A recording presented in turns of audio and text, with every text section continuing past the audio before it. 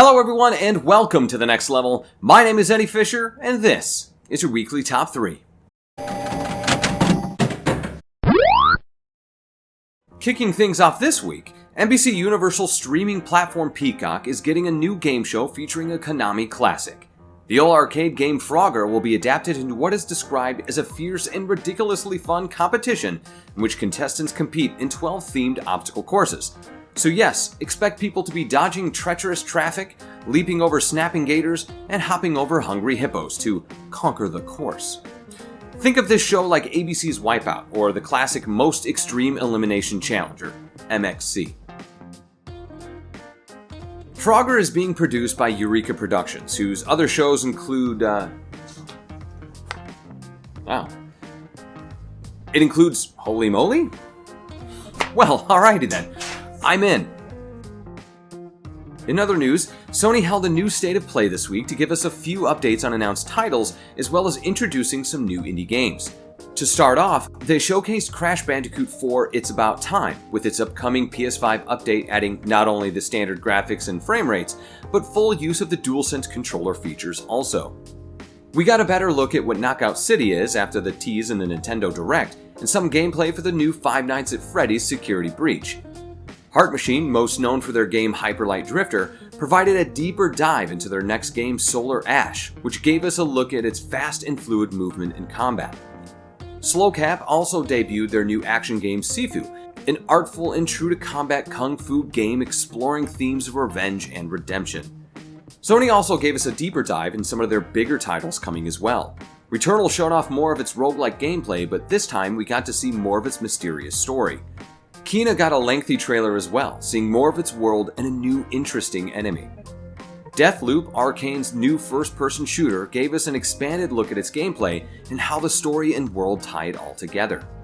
And finally, Final Fantasy VII Remake gave us our first look at its PS5 upgrade. Square Enix even did the nice deed of showing a side-by-side for us.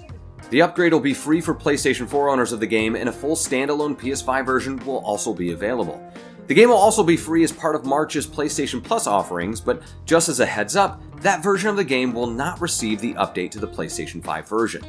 On top of all this, Square also announced Final Fantasy VII Remake Intergrade, which is an expansion DLC for the PS5 version of the game that will expand the story of Yuffie in an adorable Moogle suit. After the State of Play, Square also announced 2 mobile games coming out. Firstly, they're jumping into the Battle Royale genre with their prequel game Final Fantasy VII The First Soldier.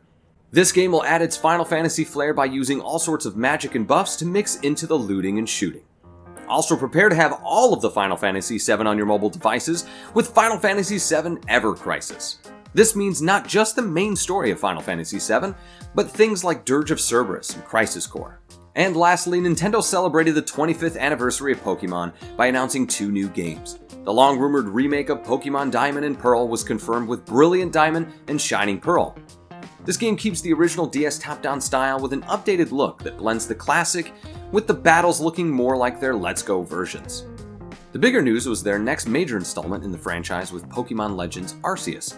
This game looks to take some inspiration from The Legend of Zelda Breath of the Wild and mix that with a little bit of wild areas from Pokemon Sword and Shield. Turn-based battles are still in, but the world is open and the catching is real-time. This looks like the first major change in the main series and will be launching in earlier 2022. Alright, well hey, it's the end of the month, so here's my game recommendation. Bravely Default 2. It's technically the 3rd game in the series, but this one is a standalone sequel that stays true to its classic JRPG roots. The combat system has some good depth with plenty of jobs and abilities to fulfill your needs on your quest for the 4 elemental crystals. It's a tried and true story and method here, but this game still hits its stride well. If you were a fan of the previous entries, this one will do you well.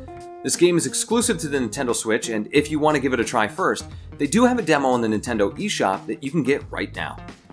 And then look, I would have said go try Valheim, right? But I'm pretty sure the world knows about it by now. But if for some reason you don't, just think Vikings with better Minecraft and purpose with sweet bosses. So go on PC and snag that one for just $20. Alright, well, that's going to do it for this week. If you want to hear more discussion and opinions about these stories and more, as well as all the games we've been playing and checking out, Go on over to your favorite listening app to check out our podcast and just search The Next Level, a video game podcast, and check it out every Monday. That's when we post new shows. So thanks everyone for tuning in, and we'll see you on The Next Level.